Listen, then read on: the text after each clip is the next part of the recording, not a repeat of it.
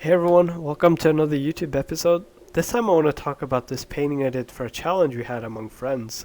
The topic was Reborn with a pretty open interpretation. I also wanted to show the evolution of the idea and the process for this painting. So sometimes I can't really narrow down what I want in the beginning, and it just takes a few iterations before I lock down on something I feel could work. And I think it's just a natural part of painting. Sometimes you can hit it straight away. Sometimes it takes a few attempts to get it down. So my process for painting images varies from painting to painting. Sometimes I try something completely different. Other times I have a method which I know could work for a certain painting.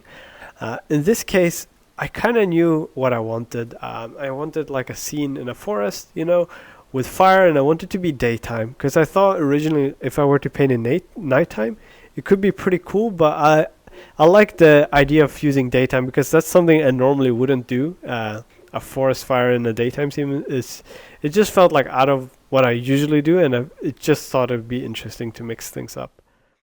Something also which I did in this painting was when I was painting with these brushes, I kind of mixed things up how I currently do, but when I was painting this one, is I was using brushes that are not very opaque. They can be pretty opaque, but also pretty translucent.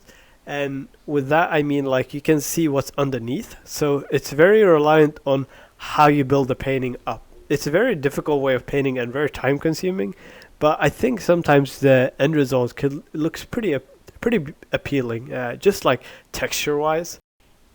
But I think generally it's important to experiment with different ways of creating images, just so you kind of always try out new things. You might discover something which you really love, or you might encounter a method which you feel like just drives you mad and you never want to use it again.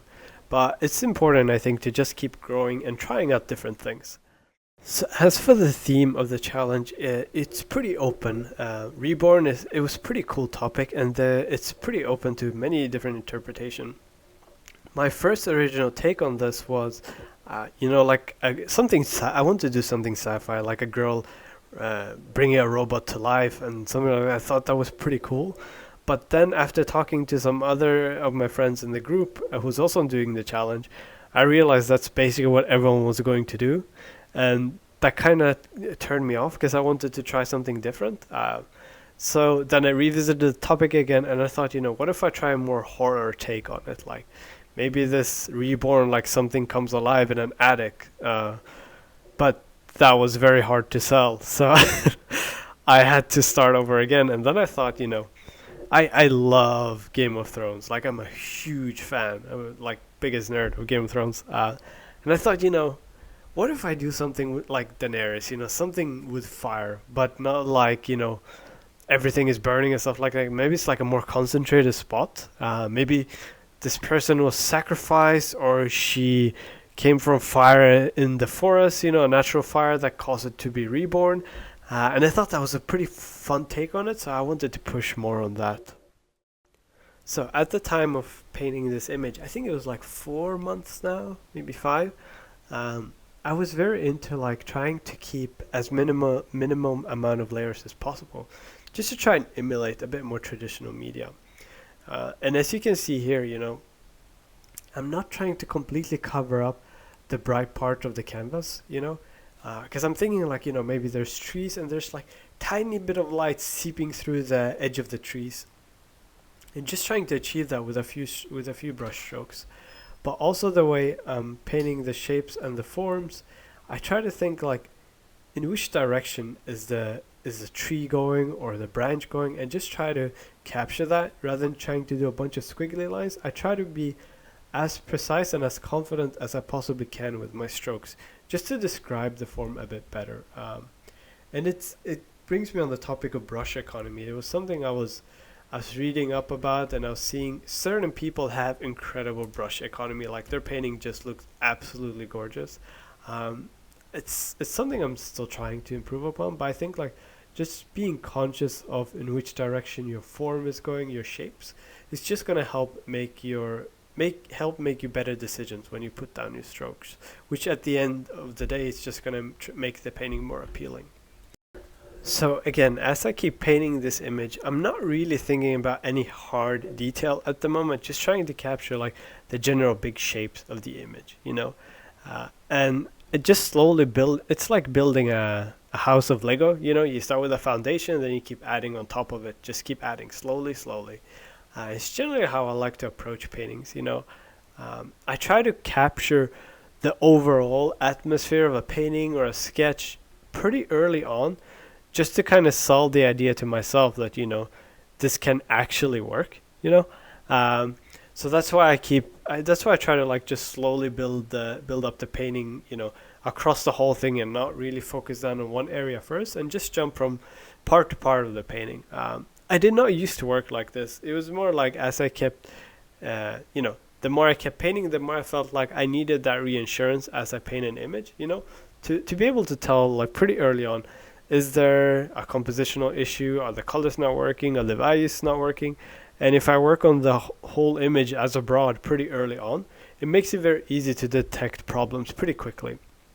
Because if, for instance, if I would start just by painting, for instance, our character, I'll just sit down and start rendering her as much as I can.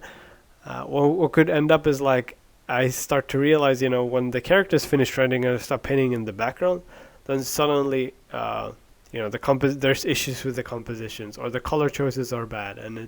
But when you work at it as a broad, it gives you the overall impression early on. And you know, if it looks okay early on, it's most likely gonna look okay later on. You know, so it's kind of like you get to know what the end result's gonna look like. It's kind of like you getting a hint of what you're heading towards, which I like working like that. So I think the total time for this painting spent, I think it was like 6 or 7 hours. But that's just thinking about this painting in particular, like not counting that I restarted 2 times already. So I think the other paintings, I don't know how long I spent, probably quite a few hours on them as well, like maybe 3 or 4 each.